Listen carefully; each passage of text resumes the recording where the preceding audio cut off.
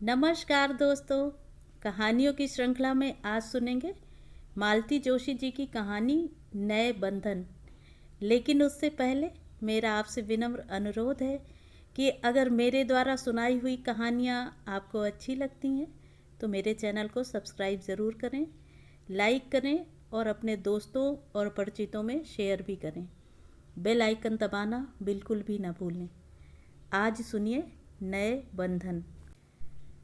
अस्पताल में हूँ, चिंता की कोई बात नहीं। पत्र को तार समझकर फौरन चले आओ। रमा।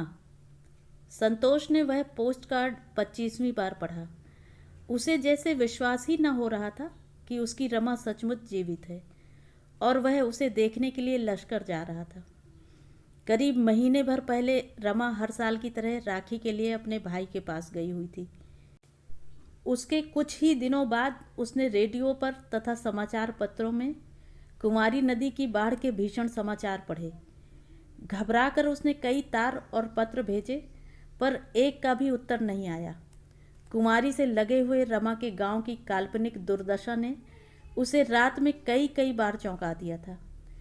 फिर 15 दिन बाद साले साहब का पत्र आया कानपुर से।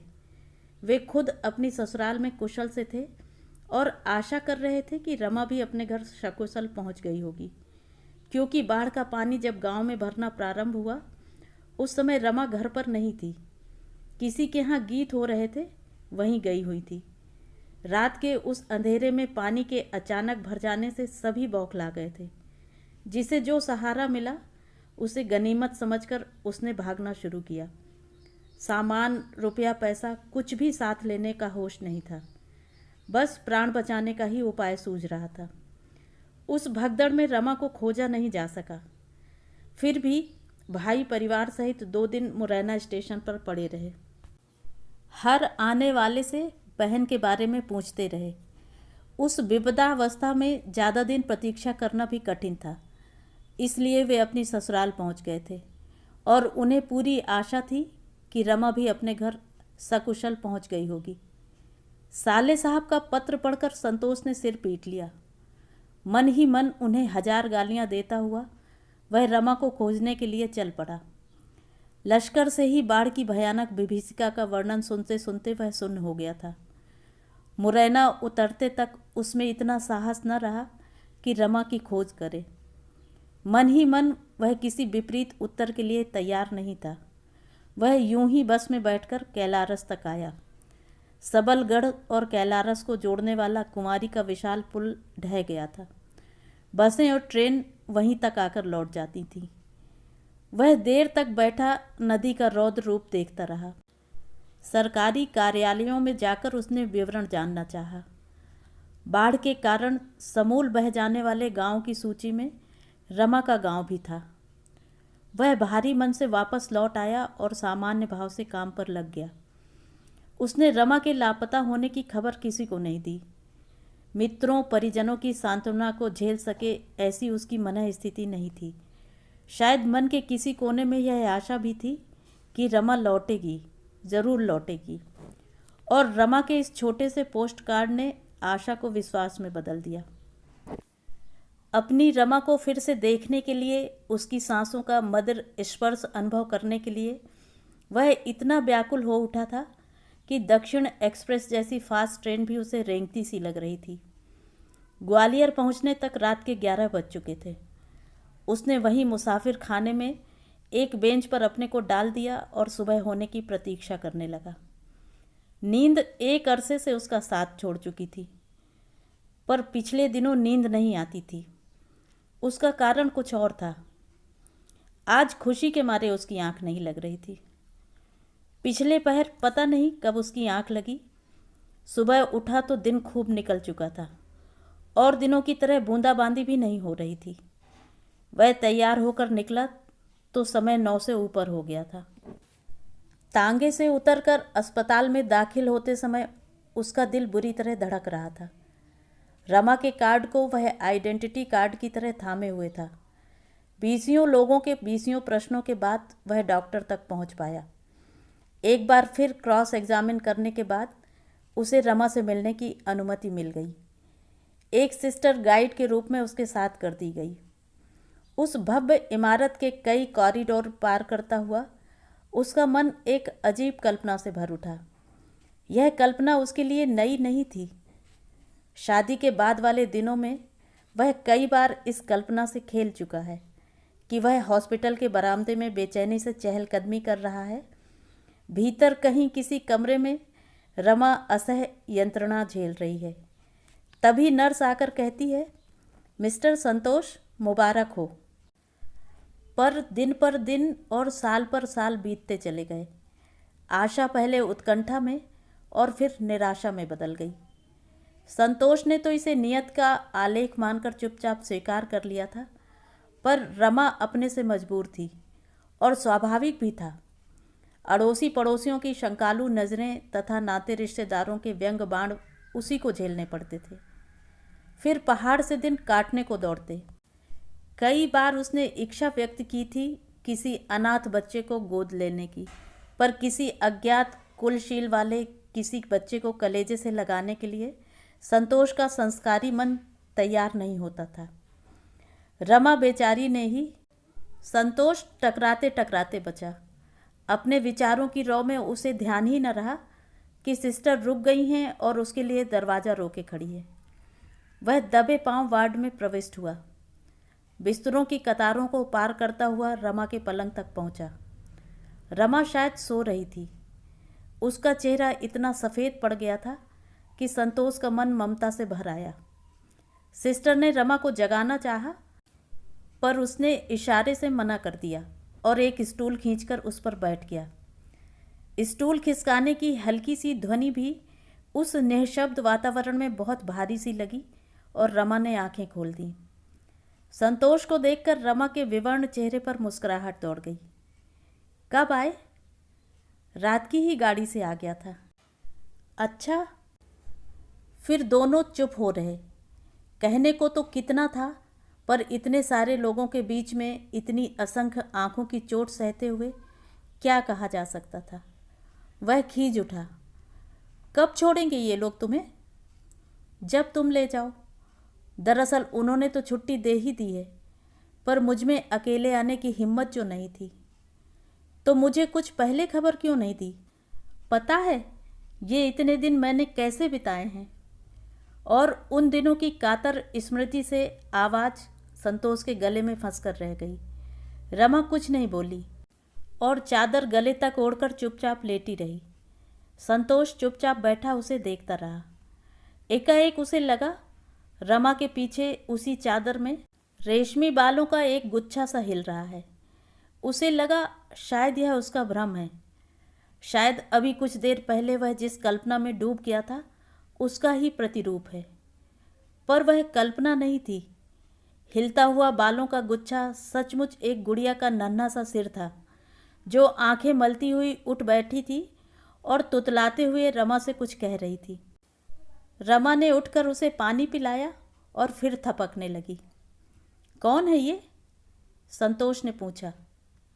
पता नहीं, गांव से भागते हुए इन लोगों का साथ हो गया था। माँ की गोद में 15 दिन का बच्चा था। संभलते संभलते भी दोनों ने रास्ते में ही जल समाधि ले ली। बच्ची तब मेरी ही गोद में थी। कुछ क्षण दोनों मौन रहे। सुनो, रमा का कातर स्वर गूंजा। क्या है? इसके लिए तुम मना नहीं करोगे ना? देखो, भगवान इसे खुद मेरी गोद में डाल गए हैं। इस बेचारी का कहीं कोई नहीं है। हम लोग न ले गए तो ये लोग इसे अनाथालय में दे देंगे। सिर पर घरघराते पंखे के बावजूद भी संतोष पसीने से भीग ग्वालियर की उमस भरी गर्मी को कोसता हुआ उठ खड़ा हुआ। अच्छा, मैं ज़रा डॉक्टर से मिल लूँ, देखूँ छुट्टी के बारे में क्या कहते हैं। वार्ड के बाहर आकर उसने खुलकर सांस ली। अंदर तो जैसे दम घुटने लगा था। डॉक्टर के पास ले जाते हुए सिस्टर ने पूछा, फिर बच्चे के बारे में क्या तय किया आपने? संतोष ने उत्तर देना ज़रूरी नहीं समझा, लेकिन जब डॉक्टर ने भी वही प्रश्न दोहराया तो वह खींच उठा। You can't force me doctor. Of course not, doctor ने शांति से जवाब दिया। आपकी पत्नी के स्वास्थ्य को देखते हुए मैं सलाह भर दे सकती हूँ कि आप मना ना करें। शायद आपके मना करने के डर से ही इतने दिन तक उन्होंने आपको सूचित नहीं करने दिया था। वैसे भी यह एक पुण्यकारी काम होगा, आगे आपकी मर्जी है। संतोष परेशान हो उठा। उसे लगा उसे किसी षड्यंत्र का शिकार बनाया जा रहा है। सबसे ज़्यादा रोष उसे रमा की याचना भरी आंखों पर आया, जिनका अनुरोध वह टाल नहीं सकता था। तीसरे दिन वे लोग भोपाल के लिए रवाना हुए। बच्ची भी उनके साथ थी। एक सिस्टर ने उसके बाल खूबसूरती से काट दिए थे।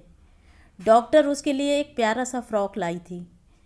अस्पताल छोड़ते हुए खिलौनों, गुब्बारों और टॉफ़ी के डिब्बों के ढेर उनके साथ थे, जो बच्ची के पॉपुलर होने की ओर संकेत करता था। संतोष एक तटस्थ की भांति सब देख रहा था, पर रमा को इसका होश नहीं था। वह तो हर्ष और उल्लास में डूबी अपनी बीमारी भी भूल गई थी। सारे रास्ते वह बच्ची के साथ खेलती खिलखिलाती रही। एक दो बार पापा को भी पुचकार कर बुलाने की कोशिश की गई, पर संतोष मुंह चढ़ाए खिड़की से बाहर सिर निकाले रहा। बच्ची को रमा पूनम कहकर बुला रही थी। निश्चय ही यह उसका दिया हुआ नाम था, जो शायद बरसों से उसके मन की घाटियों में गूंजता रहा था। आधी रात गए जनता एक्सप्रेस भोपाल स्टेशन पर रुकी। टैक्सी से घर पहुंचने पर देखा सारी कॉलोनी नींद की गोद में बेसुध पड़ी है। संतोष को यह एक तरह से अच्छा ही लगा। कम से कम सुबह तक पड़ोसियों की प्रश्न भरी नज़रों से छुटकारा मिल गया था। सारे रास्ते वह एक शब्द भी नहीं बोला था। टैक्सी में चढ़ते उतरते समय रमा ने उसे बच्ची को थमाया था, तब उसके मौन का, सहनशीलता का बांध टूटना ही चाहता था।